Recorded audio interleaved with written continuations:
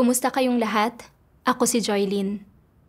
Ang pamagat ng artikulong babasahin ko ngayon ay ang pagbitiw sa aking mga pangamba at alalahanin tungkol sa karamdaman. Ang bida ay halos 60 taong gulang na nang magsimulang maging hindi maganda ang pakiramdam niya at na-diagnose siya na may kakulangan ng supply ng dugo sa utak at alta presyon. Natakot siya na baka ma-stroke siya at mamatay balang araw at dahil doon ay hindi na niya matamo ang kaligtasan. Nagsimulang magkimkim ng mga reklamo ang kanyang puso laban sa Diyos at hindi na siya nakatuon sa paggawa ng kanyang tungkulin. Lubhang bumaba ang mga resulta ng gawain ng ebanghelyo na kanyang pinangangasiwaan. Noon siya nagsimulang magnilay sa kanyang sarili at napuno ng pagsisisi ang kanyang puso. Sa pamamagitan ng pagbabasa ng mga salita ng makapangyarihang Diyos, ano ang naunawaan niya tungkol sa kanyang tiwaling disposisyon? At paano niya binitiwan ang kanyang mga pag-aalala at pagkabahala at nagsimulang gampanan muli ng maayos ang kanyang tungkulin? Sama-sama nating pakinggan ang kanyang karanasan.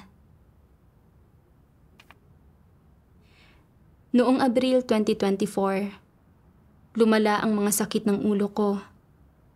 At pagkagising ko sa umaga, nagsisimula kong maramdamang namamaga at masakit ang ulo ko na nagdudulot sa akin na makaramdam ng pagkatuliro at kaunting pagkahilo. Sa gabi, madalas na namamanhid ang mga braso at kamay ko at labis ding sumasakit ang leeg ko na hindi ko mabaling ang ulo ko. Naisip ko, nakaranas na ako noon ng mga sakit ng ulo, pero kadalasan ay gumagaling na ito sa umaga. Bakit nitong huli? Pakiramdam ko ay namamaga at mabigat ang ulo ko kapag nagigising ako. Pumunta ako sa ospital para sa isang check-up at sinabi ng doktor na hindi sapat ang supply ng dugo sa utak ko at na mataas din ang presyon ng dugo ko. Ito ay isang karaniwang sakit na nakamamatay para sa matatanda at kung hindi ito magagamot, maaari itong magdulot ng panganib sa buhay.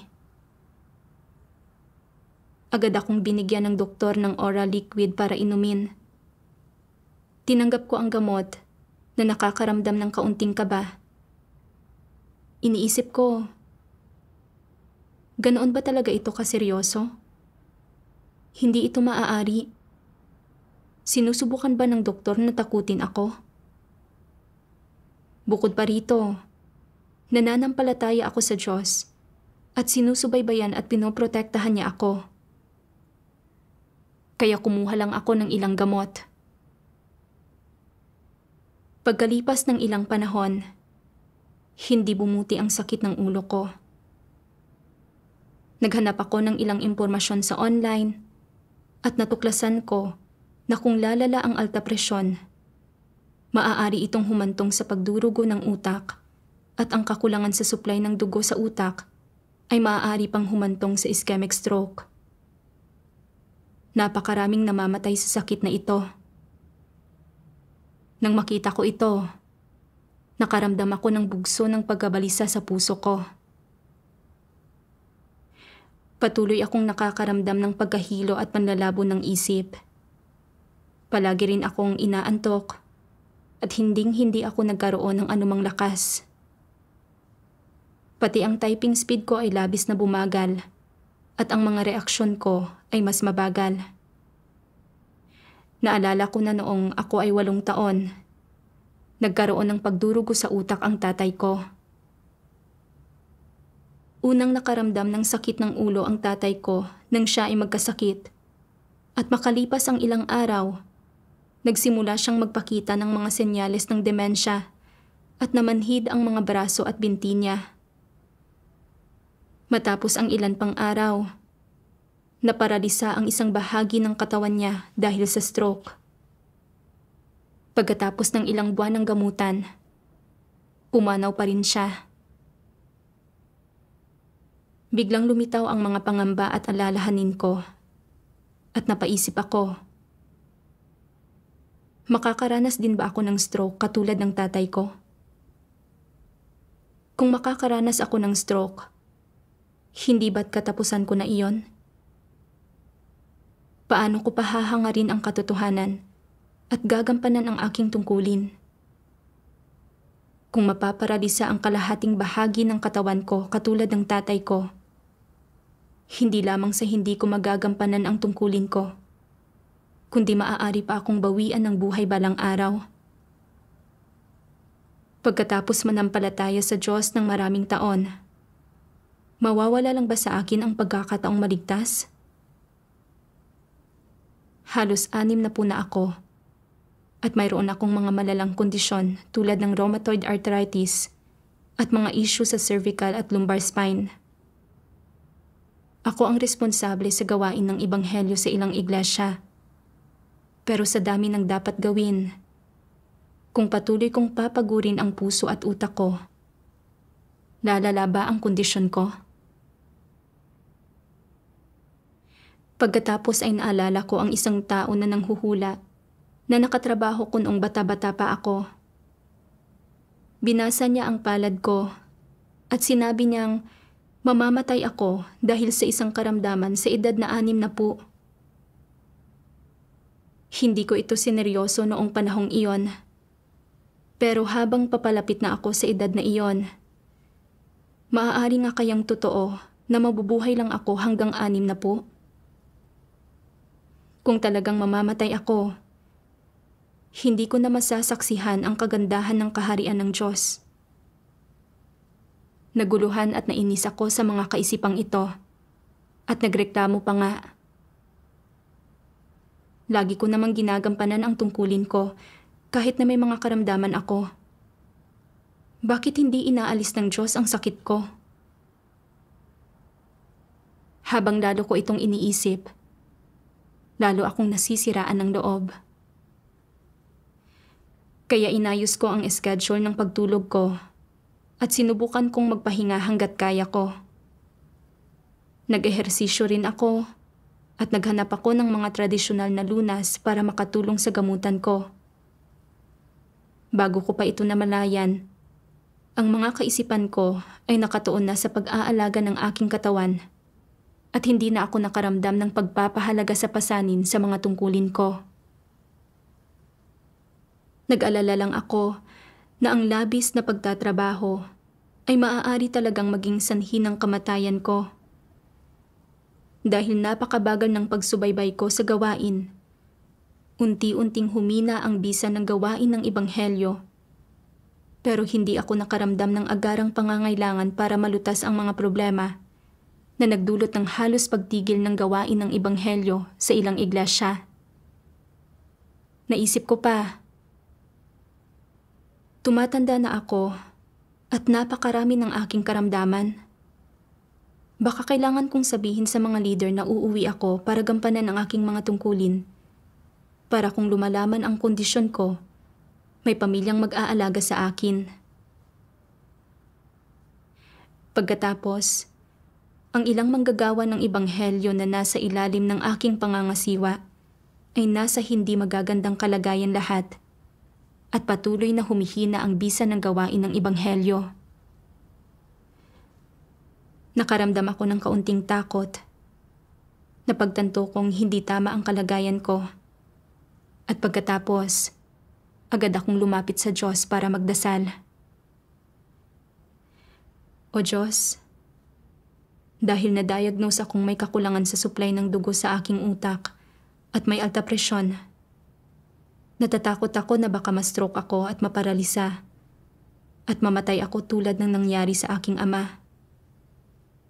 Dahil dito, ayaw ko nang magsikap o mag-alala tungkol sa aking mga tungkulin na naging dahilan para labis na humina ang bisa ng gawain ng ebanghelyo. O Diyos, handa akong magsisi at maghanap ng katotohanan para malutas ang aking mga pangamba at alalahanin tungkol sa karamdaman. Gabayan mo po ako. Pagkatapos, sinadya kong maghanap ng mga salita ng Diyos tungkol sa karamdaman para basahin. Binasa ko ang mga salita ng Diyos. Nariyan din ang mga taong hindi maganda ang kalusugan, na mahina ang pangangatawan at kulang sa enerhiya, na madalas na may malubha o kaunting karamdaman, na hindi man lamang magawa ang mga pangunahing bagay na kinakailangan sa pang-araw-araw na buhay, na hindi kayang mabuhay o kumilos tulad ng mga normal na tao. Ang gayong mga tao ay madalas na hindi komportable at hindi maayos ang pakiramdam habang ginagampanan nila ang kanilang mga tungkulin. Ang ilan ay mahina ang pangangatawan, ang ilan ay may tunay na mga karamdaman, at syempre, may ilan na may natuklasan ng sakit at kung anong posibleng sakit. Dahil may gayon silang praktikal na pisikal na mga paghihirap, ang gayong mga tao ay madalas na nalulubog sa mga negatibong emosyon at nakakaramdam ng paggabagabag, pagkabalisa at pag-aalala. Ano ang kanilang ikinababagabag, ikinababalisa at ipinag-aalala? Nag-aalala sila na kung magpapatuloy sila sa pagganap sa kanilang tungkulin ng ganito, ginugugol ang kanilang sarili at nagpapakaabala para sa Diyos ng ganito, at palaging napapagod ng ganito, lalo bang hihina ng hihina ang kanilang kalusugan? Kapag sila ay nasa edad 40 o 50 na, mararatay na lang ba sila sa kama? May basihan ba ang mga pag-aalalang ito? Kung mayroon, may sino man ba na magbibigay ng konkretong paraan ng pagharap dito? Sino ang magiging responsable rito? Sino ang mananagot? Ang mga taong may mahinang kalusugan at hindi maayos na pangangatawan ay nababagabag, nababalisa at nag-aalala sa mga ganitong bagay. Kahit pa ang kapanganakan, pagtanda, karamdaman at kamatayan ay palaging kapiling ng sangkatauhan at hindi maiiwasan sa buhay, may mga taong mayroong partikular na kalagayang pisikal o espesyal na karamdaman. Gumaganap man sila ng kanilang mga tungkulin o hindi, na nalulugmok sa pagkabagabag, pagkabalisa at pag-aalala dahil sa mga paghihirap at sakit ng kanilang laman. Nag-aalala sila sa kanilang karamdaman. Inaalala nila ang maraming hirap na maaaring idulot sa kanila ng kanilang karamdaman. Kung magiging malubha ba ang kanilang karamdaman, kung ano ba ang mga kahihinatnan kung magiging malubha nga ito, at kung mamamatay ba sila dahil dito. Sa mga espesyal na sitwasyon at partikular na konteksto, ang serye ng mga katanungang ito ay nagsasanhi sa kanila na malubog sa pagkabagabag, pagkabalisa at pag-aalala at hindi sila makaahon. May ilan pa nga na nabubuhay sa kalagayan ng pagkabagabag, pagkabalisa at pag-aalala dahil sa malubhang karamdaman na alam na nilang mayroon sila o dahil sa natatagong karamdamang hindi nila maiwasan at sila ay naiimpluwensyahan, naaapektuhan at nakokontrol ng mga negatibong emosyong ito. Ang isiniwalat ng Diyos ay ang mismong kalagayan ko. Nakita ko na marami akong karamdaman at sinabi rin ng doktor na mayroon akong sakit na nakamamatay at natuklasan ko na hindi nakatulong ang mga gamot. Bilang resulta, namuhay ako sa patuloy na kalagayan ng pangamba at pag-aalala at itinuon ko ang lahat ng aking kaisipan sa pag-aalaga ng aking katawan. Hindi na ako nakaramdam ng pagpapahalaga sa pasanin sa aking mga tungkulin at ayaw ko nang magsikap o magsakripisyo. Natakot ako na habang nagsusumikap ako, lalong lalala ang kondisyon ko ng kakulangan sa supply ng dugo sa aking utak at alta presyon. At na kapag nakaranas ako ng ischemic stroke, hindi ko na magagampanan ang mga tungkulin ko. Noong panahong iyon, araw-araw akong nakakaramdam ng pamamanhid sa mga braso at kamay ko.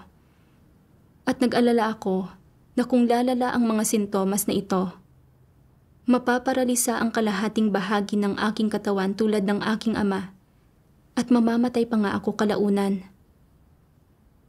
Kahit na hindi ako mamatay at maging isang lantang gulay, paano ko gagampanan ang mga tungkulin ko at paano ako maghahanda ng mabubuting gawa para maligtas at makapasok sa kaharian ng langit? Naalala ko rin na noong bata ako, may nagsabi sa akin ng kapalaran ko at sinabing mamamatay ako dahil sa karamdaman sa edad na 60. At ngayong papalapit na ako sa edad na 60, mas nag-aalala ako kung talaga bang mamamatay ako. Namuhay ako sa kalagayan ng pangamba at pag-aalala at hindi ako nakatuon sa mga tungkulin ko.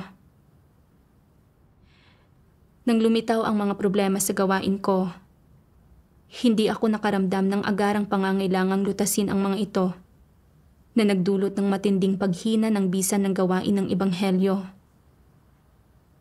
Agad akong lumapit sa Diyos para hanapin ang katotohanan at lutasin ang aking mga pangamba at alalahanin. Binasa ko ang mga salita ng Diyos. Kapag ikaw ay may sakit, ito ay upang ilantad ang lahat ng iyong hindi makatwirang mga hinihingi at iyong hindi makatotohanang mga imahinasyon at kuro-kuro tungkol sa Diyos. At ito rin ay upang subukin ang iyong pananampalataya sa Diyos at pagpapasakop sa Kanya. Kung papasa ka sa pagsubok na may ganitong mga bagay, mayroon kang tunay na patotoo at tunay na ebidensya sa iyong pananampalataya sa Diyos, katapatan sa Kanya at pagpapasakop sa Kanya. Ito ang nais ng Diyos at ito ang dapat taglayin at ipamuhay ng isang nilikha. Hindi ba't pawang positibo ang mga bagay na ito? Ang lahat ng ito ay mga bagay na dapat hangarin ng mga tao. Bukod dito, kung tinutulutan ka ng Diyos na magkasakit, hindi ba't maaari din niyang bawiin ang iyong sakit anumang oras at saan mang lugar? Kayang bawiin ng Diyos ang iyong sakit anumang oras at saan mang lugar. Kaya hindi ba't kaya rin niyang panatilihin ang sakit sa iyong katawan at hindi ito kailanman mawala? At kung idudulot ng Diyos na hindi mawala ang mismong sakit na ito sa iyo kailanman, magagampanan mo pa ba ang iyong tungkulin? Kaya mo bang panatilihin ang iyong pananampalataya sa Diyos? Hindi ba't ito ay isang pagsubok? Kung ikaw ay magkakasakit at gagaling pagkatapos ng ilang buwan, hindi na susubok ang iyong pananampalataya sa Diyos at ang iyong katapatan at pagpapasakop sa Kanya, at ikaw ay walang patotoo.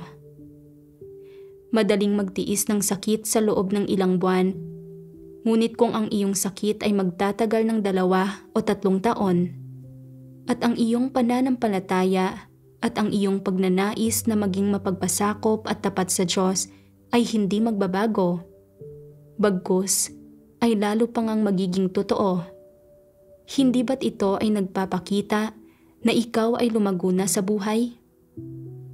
Hindi ba't ikaw ang aani nito? Kaya, habang ang isang taong tunay na naghahangad sa katotohanan ay may sakit, siya ay sumasailalim at personal na dumaranas ng maraming pakinabang na dulot ng kanyang pagkakasakit. Hindi siya balisang nagsisikap na maalpasan ang kanyang karamdaman o nag-aalala kung ano ba ang magiging resulta kung magtatagal ang kanyang karamdaman, kung anong mga problema ang idudulot nito, kung lalala ba ito o kung mamamatay ba siya. Hindi siya nag-aalala sa mga bagay na ito. Bukod sa hindi siya nag-aalala sa mga bagay na ito, nagagawa niyang makapasok ng positibo at magkaroon ng tunay na pananampalataya sa Diyos at maging tunay na mapagpasakop at tapat sa Kanya. Sa pagsasagawa sa ganitong paraan, siya ay nagkakaroon ng patotoo at ito rin ay lubos na nakakatulong sa kanyang buhay pagpasok at pagbabago ng disposisyon at nagtatatag ng matibay na pundasyon para sa kanyang pagkakamit ng kaligtasan. Napakaganda niyon. Nais ng Diyos na iligtas at linisin ka sa pamamagitan ng sakit. Ano ang nais niyang linisin sa iyo? Nais niyang linisin ang lahat ng iyong labis-labis na mga pagnanais at hinihingi sa Diyos, at pati na rin ang iba't ibang pagkakalkula, paghuhusga, at plano na ginagawa mo anuman ang kapalit upang makaligtas ka at mabuhay. Hindi hinihingi ng Diyos na gumawa ka ng mga plano. Hindi niya hinihingi na manghusga ka. At hindi kanya pinahihintulutan na magkaroon ng anumang mga labis-labis na pagnanais sa kanya. Hinihingi lamang niyang magpasakop ka sa kanya at sa iyong pagsasagawa at pagdanas ng pagpapasakop na malaman mo ang iyong sariling saloobin sa pagkakasakit at malaman mo ang iyong saloobin sa mga kondisyong ito sa katawan na itinatakda niya sa iyo, pati na rin ang iyong mga personal na kahilingan. Kapag nalaman mo na ang mga bagay na ito, mapapahalagahan mo na kung gaano kakapaki-pakinabang sa iyo na isinaayos ng Diyos ang mga kondisyon ng karamdaman para sa iyo o na ibinigay niya sa iyo ang mga kondisyong ito sa katawan. At mapapahalagahan mo kung gaano nakatutulong ang mga ito sa pagbabago ng iyong disposisyon, sa pagkakamit mo ng kaligtasan at sa iyong buhay pagpasok. Kaya nga, kapag dumadapo ang karamdaman, hindi mo dapat palaging isipin kung paano mo ito maiiwasan o matatakasan o matatanggihan. Mula sa mga salita ng Diyos, naunawaan ko ang layunin ng Diyos. Ang pagpaparana sa akin ng Diyos ng karamdaman, naging matagal man o mabilis ang pagaling mula sa kondisyong iyon, at pinagaling man ako ng Diyos o hindi, ay ang pagnanais ng Diyos na makita kung may tunay akong pagpapasakop sa aking karamdaman. Nais ng Diyos na suriin kung mayroon akong katapatan sa aking mga tungkulin, at higit sa lahat, para dalisayin at baguhin ang aking tiwaling disposisyon.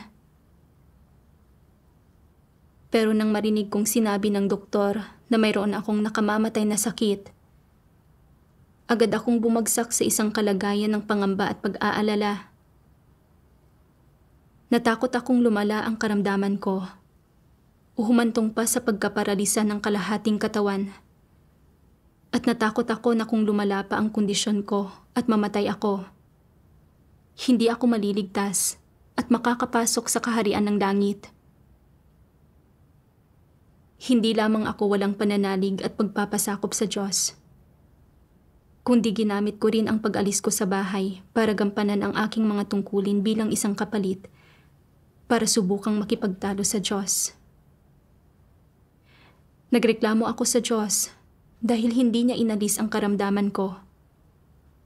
At naisip ko pang talikuran ang gawain ng iglesia na hawak ko para umuwi at gampanan ang mga tungkulin ko sa bahay.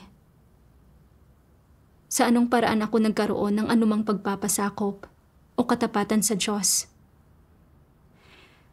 Nang magkaroon ako ng panandaliang banayad na pananakit ng ulo dati, nakayanan ko pa ring magpatuloy sa aking mga tungkulin at naramdaman kong medyo tapat ako sa Diyos. Pero nang suriin ko ang kondisyon ko ngayong taon at natuklasan ko na kung hindi magagamot, maaari itong magdulot ng kamatayan, ayaw ko nang magsakripisyo sa aking mga tungkulin at naging mabagal at pabaya ako sa aking mga tungkulin na labis na nakaantala sa gawain ng ebanghelyo ng ilang iglesia. Nakita ko kung gaano ako naging napakamakasarili at kasuklam-suklam at kung paanong wala akong tunay na pagpapasakop sa Diyos. Ibinunyag ako ng lubusan ng karamdamang ito. At kung hindi ito dumapo sa akin, Ipinatong ko sana ang isang korona ng katapatan at pagpapasakop sa Diyos sa aking ulo nang walang kahihiyan. Ginagamit ng Diyos ang aking karamdaman para dalisayin at iligtas ako. Ang karamdamang ito ay isang masaganang piging na inihanda para sa akin ng Diyos. Sa pagkaunawa sa layunin ng Diyos, mas napanatag ang aking puso. Kaya nagdasal ako sa Diyos. O Diyos, kung bubuti man o lalala ang karamdaman ko, handa akong isantabi ang mga pangamba at alalahanin ko. Magpasakop sa iyong mga pamamatnugot at pagsasaayos, at agad na ilaan ang aking puso sa mga tungkulin ko. Nawa ay gabayan mo ako upang patuloy akong magnilay sa aking sarili at matuto ng mga aral. Muli akong nagnilay sa aking sarili. Tinanong ko ang sarili ko kung bakit, pagkatapos ng napakaraming taon ng pananampalataya sa Diyos, nang hindi bumuti ang aking karamdaman, natagpuan ko ang aking sarili na nawawala ng pananalig sa Diyos at walang motibasyon sa aking mga tungkulin. Sa aking pagninilay, naisip ko ang mga salita ng Diyos. Ang inyong katapatan ay sa salita lamang. Ang inyong kaalaman ay galing sa pag-iisip at kuro-kuro. Ang inyong mga pagsusumikap ay alang-alang sa pagtatamo ng mga pagpapala ng langit. Kaya nga paano kayo kailangang manalig? Kahit ngayon, nagbibingi-bingihan pa rin kayo sa bawat isang salita ng katotohanan. Talagang tinamaan ako ng mga salita ng Diyos pagdating sa mga kasuklam-suklam na intensyon ko. Para bang maraming taon ko nang ginagampanan ang mga tungkulin ko. Nagsasakripisyo ako at ginugugol ang aking sarili. Pero sa loob, layunin kong magkamit ng mga pagpapala. Inisip ko na dahil ipinagpatuloy ko ang aking mga tungkulin habang may sakit ako sa lahat ng mga taon na ito, kahit na wala akong merito, kahit papaano ay nagsumikap naman ako, at sinubukan kong gamitin ang mga bagay na ito bilang kapital para makipagtawaran sa Diyos, para sa mga pagpapala ng kaharian ng langit. Nang makita kong maaaring humantong sa pagkaparalisa o maging sa kamatayan ang kondisyon ko, at malapit nang maglaho ang pag-asa kong makapasok sa kaharian ng langit, ang kalikasan kong nagkakanulo sa Diyos ay ganap nang naisiwalat. Nagsimula akong mawala ng pagpapahalaga sa pasanin sa mga tungkulin ko, at ang isip ko ay nakatuon sa paghahanap ng mga tradisyonal na lunas para sa karamdaman ko.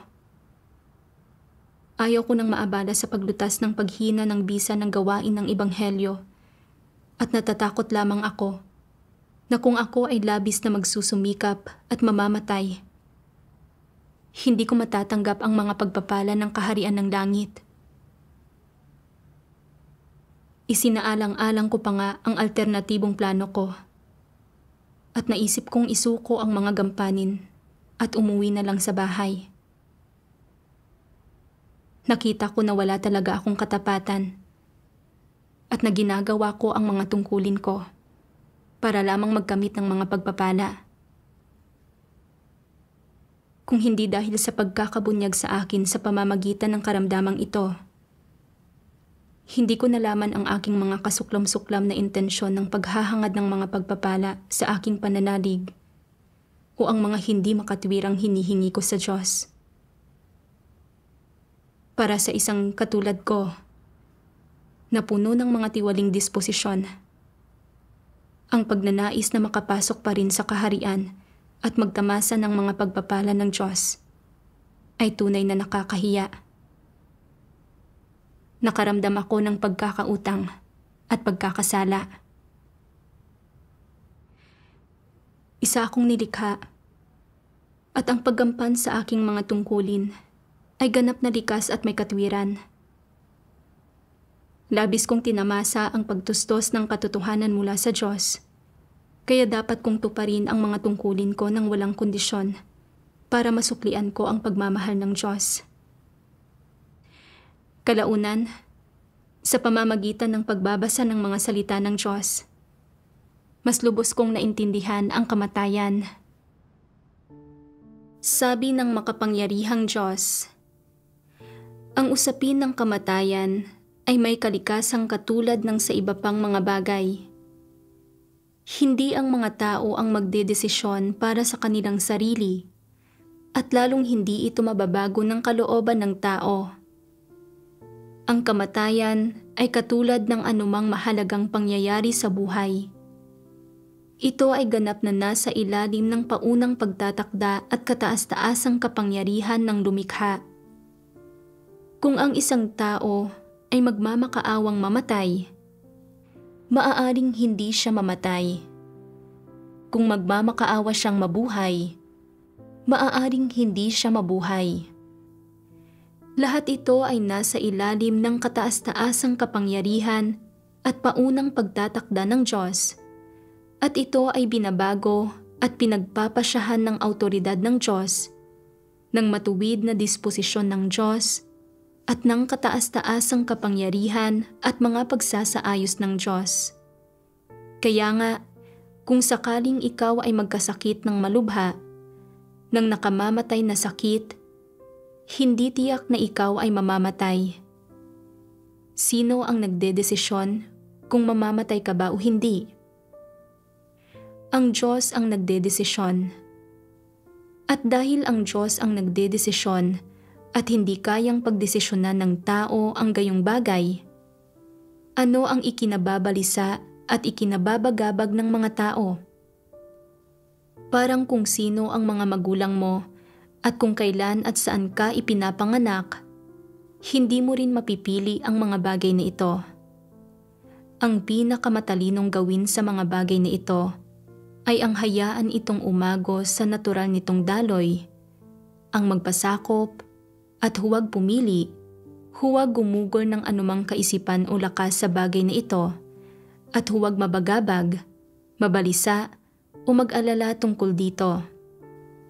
Dahil hindi kayang pumili ng mga tao para sa kanilang sarili, ang pagugol ng maraming lakas at kaisipan sa bagay na ito ay kahangalan at kawalan ng karunungan. Ang dapat gawin ng mga tao kapag nahaharap sa napakahalagang usapin ng kamatayan ay ang hindi mabagabag o maligalig o mangamba dahil dito, kundi ano? Ang mga tao ay dapat maghintay. Tama ba? Oo. Tama? Ang paghihintay ba ay nangangahulugan ng paghihintay sa kamatayan?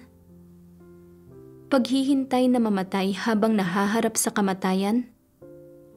Tama ba iyon? Hindi. Dapat positibo itong harapin ng mga tao at sila ay magpasakop. Tama, hindi ito nangangahulugan ng paghihintay sa kamatayan. Huwag kang matakot sa kamatayan at huwag mong gamitin ang iyong buong lakas sa pag-iisip ng kamatayan. Huwag mong isipin buong araw, mamamatay ba ako?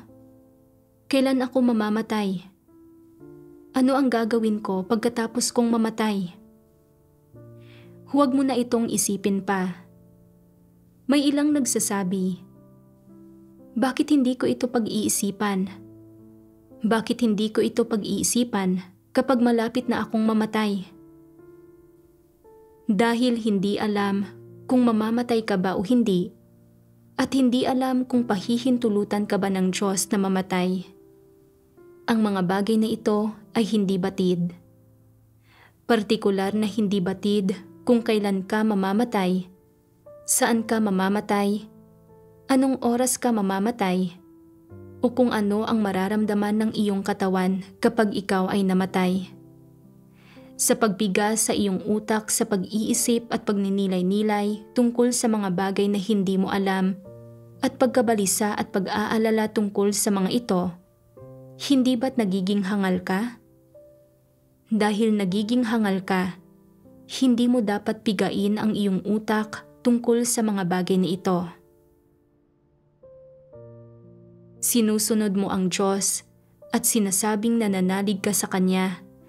Ngunit kasabay nito, kinokontrol at ginugulo ka ng mga pamahiin.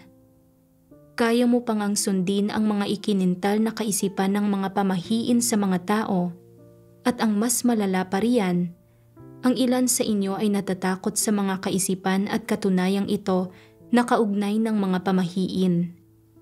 Ito ang pinakamalaking kalapastanganan sa Diyos. Bukod sa hindi ka makapagpapatotoo para sa Diyos, sinusunod mo rin si Satanas sa paglaban sa kataas-taasang kapangyarihan ng Diyos.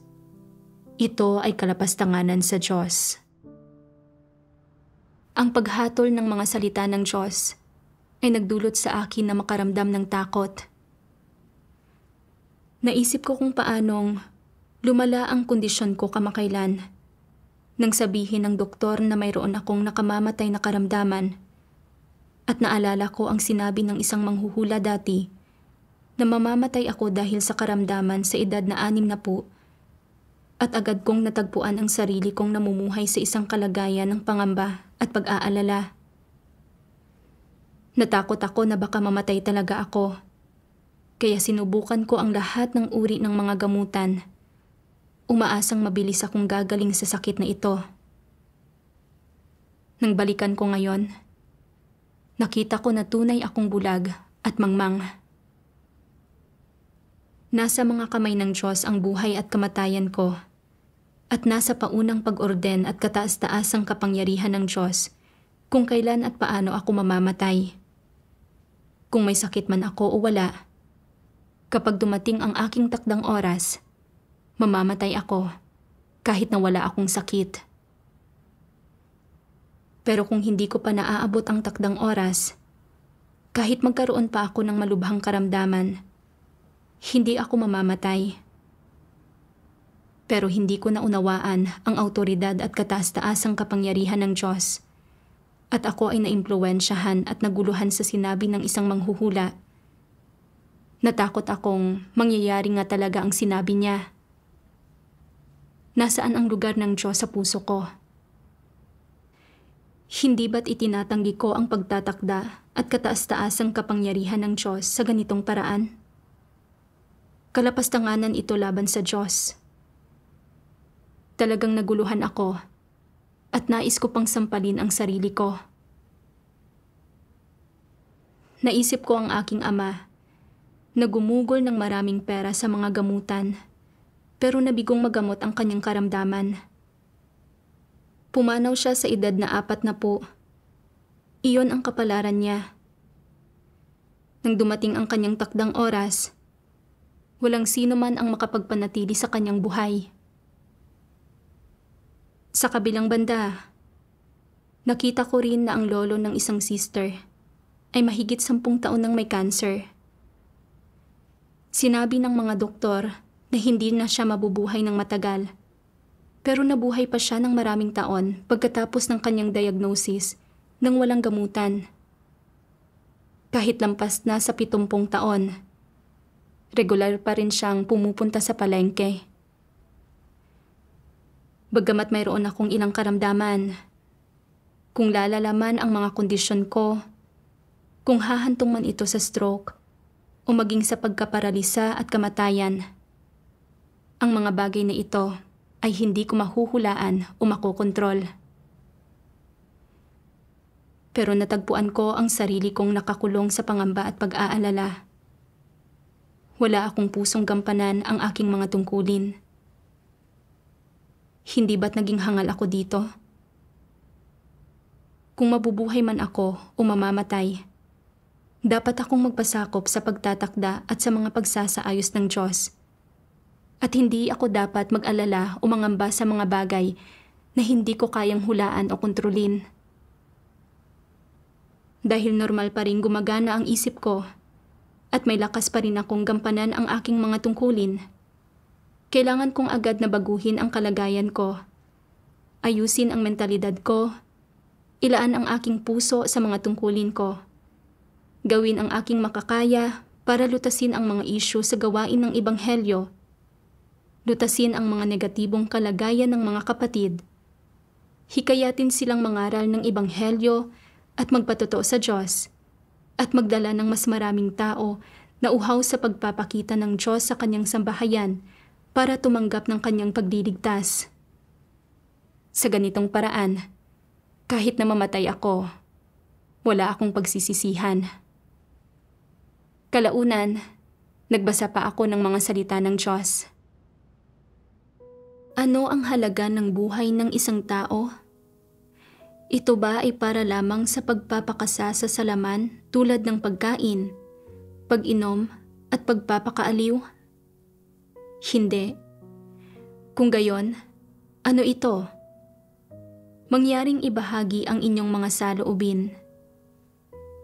Upang matupad ang tungkulin ng isang nilikha, ito man lang ay dapat na makamit ng isang tao sa kanyang buhay.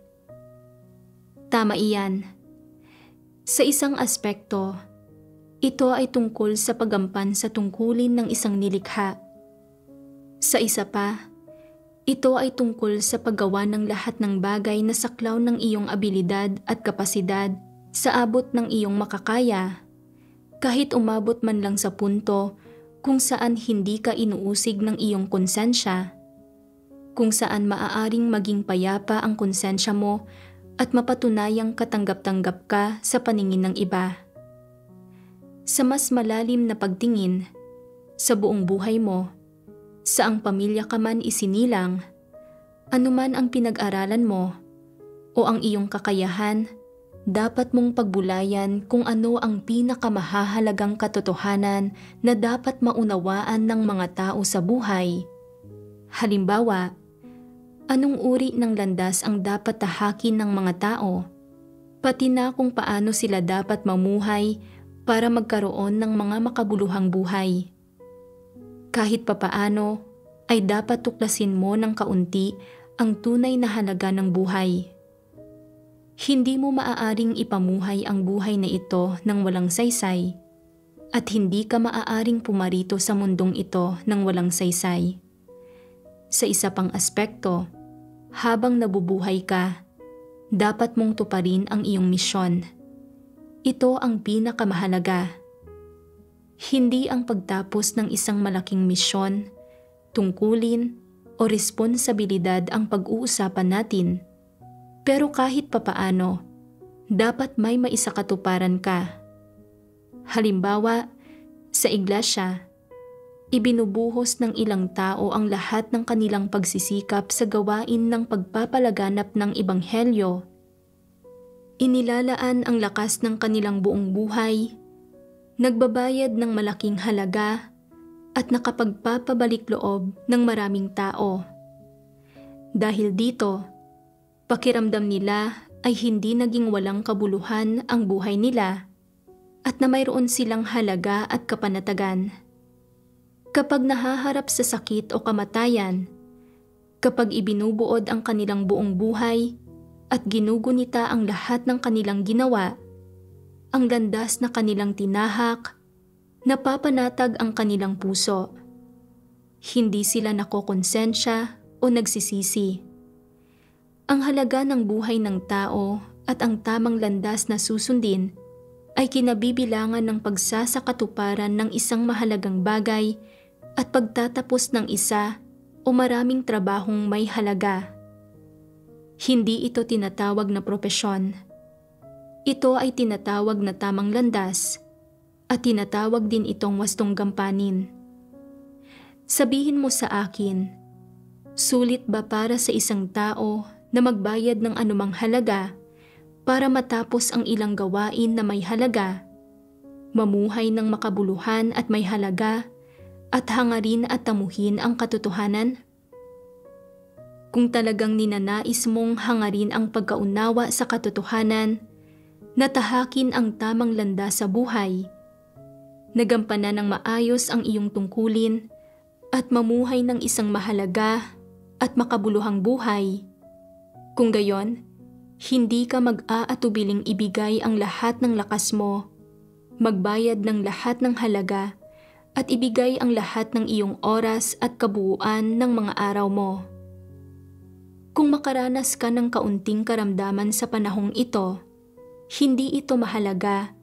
Hindi ka nito madudurog. Hindi ba't mas nakahihigit ito sa habang buhay na kaginhawahan, kalayaan, at kawalang ginagawa? Tinutustusan ang pisikal na katawan hanggang sa puntong busog at malusog na ito, at sa huli ay nagkakamit ng mahabang buhay?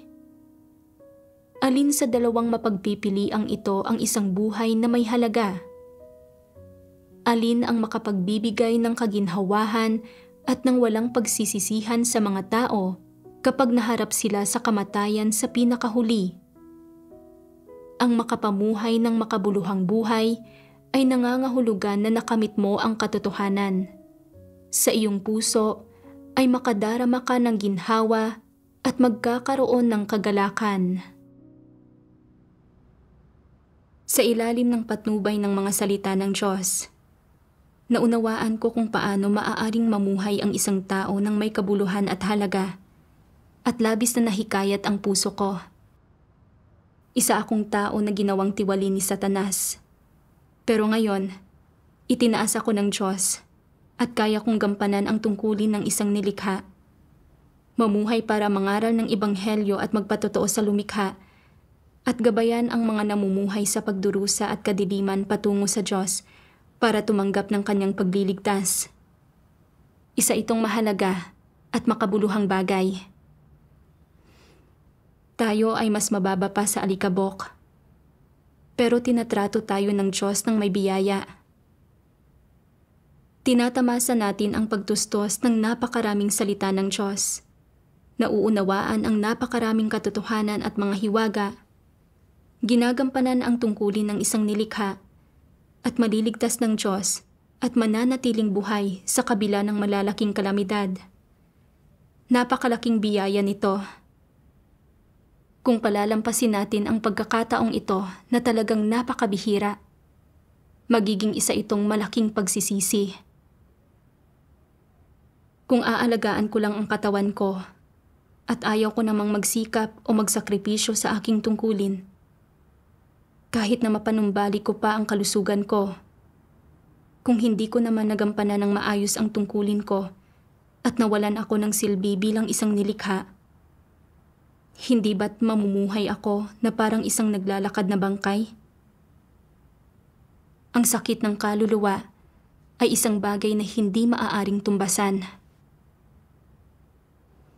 Pagkatapos niyon, agad akong nakipagbahaginan sa mga manggagawa ng Ebanghelyo tungkol sa mga layunin ng Diyos. At nang matuklasan ko ang mga problema at pagdihis sa kanilang gawain ng Ebanghelyo, nakipagbahaginan agad ako tungkol sa mga solusyon at unti-unting nagsimulang bumuti ang gawain ng Ebanghelyo. Makalipas ang 2 buwan, dumoble ang mga resulta ng gawain ng Ebanghelyo sa mga iglesyang ito. Pagkatapos niyon, tumigil na akong uminom ng mga gamot. Bumalik sa normal ang presyon ng dugo ko at hindi na namamaga o sumasakit ang ulo ko. Kapag hindi abala ang gawain, nagpapahinga pa ako ng kaunti. At paminsan-minsan, kapag abala ang gawain at kailangan kong magpuyat, pagising ko sa umaga, hindi na ako nakakaramdam ng labis na pamamaga at sakit ng ulo tulad ng dati. Tumigil na rin ang pamamanhid ng mga braso at kamay ko sa gabi at tunay akong nagpapasalamat sa Diyos. Kalaunan, nakatanggap ako ng isang liha mula sa mga nakatataas na leader. Hinihiling nilang maging responsable ako sa pagsubaybay sa gawain ng Ebanghelyo ng mahigit sa 100 iglesia. Nang mabasa ko ang liham, naisip ko, ang pagsusubaybay sa gawain ng Ebanghelyo ng napakaraming iglesia ay mangangailangan ng mas malaking halagang dapat bayaran, higit na pagsisikap, at mas maraming lakas ng isipan. Kung labis kong gagamitin ang utak ko, babalik ba ang karamdaman ko? Nang maisip ko ito, napagtanto kong may mali sa kalagayan ko. Hindi ba't kalalabas ko lang mula sa mga pangamba at alalahanin tungkol sa aking karamdaman? Bakit nag-aalala na naman ako? Kaya nagdasal ako sa Diyos, handang magpasakop. Pagkatapos, binasa ko ang mga salita ng Diyos. Ikaw man ay may karamdaman o dinaranas na sakit, hanggat may natitira kang hininga, hanggat ikaw ay nabubuhay pa, hanggat ikaw ay nakapagsasalita at nakapaglalakad pa, may enerhiya ka pa para gampanan ang tungkulin mo, at dapat ay mabuti ang asal mo sa paggampan mo ng iyong tungkulin ng praktikal. Hindi mo dapat talikuran ang tungkulin ng isang nilikha o ang responsibilidad na ibinigay sa iyo ng lumikha. Hanggat hindi ka papatay, dapat mong tapusin ang iyong tungkulin at tuparin ito ng maayos. Binigyan ako ng mga salita ng Diyos ng pananalig at lakas. At hanggat nabubuhay ako, nakakapagsalita at nakakapaglakad, kailangan kong maging masunurin at praktikal at tuparin ang tungkulin ng isang nilikha. Nang maisip ko ito, halos magaling na ang mga karamdaman ko sa puntong ito. At bagamat medyo mas mabigat ang trabaho, maaari kong ayusin ang aking schedule ng makatwiran. At kung babalik man ang mga karamdaman ko sa hinaharap, hahayaan ko ang Diyos na mamatnugot at magsaayos sa akin ayon sa kanyang kagustuhan. Kaya nagpadala ako ng tugon sa mga leader. Sinabi kong handa akong sundin ang mga pagsasaayos ng iglesia at makipagtulungan sa lahat ng may pagkakaisa para magampanan ng maayos ang tungkulin. At dito nagtatapos ang ating programa para sa araw na ito. Anong mga kabatiran at pakinabang ang nakuha ninyo pagkatapos manood? Huwag kayong mag-atubiling mag-iwan ng komento at makipagtalakayan sa amin. Salamat sa panonood at magkita-kita tayo sa susunod.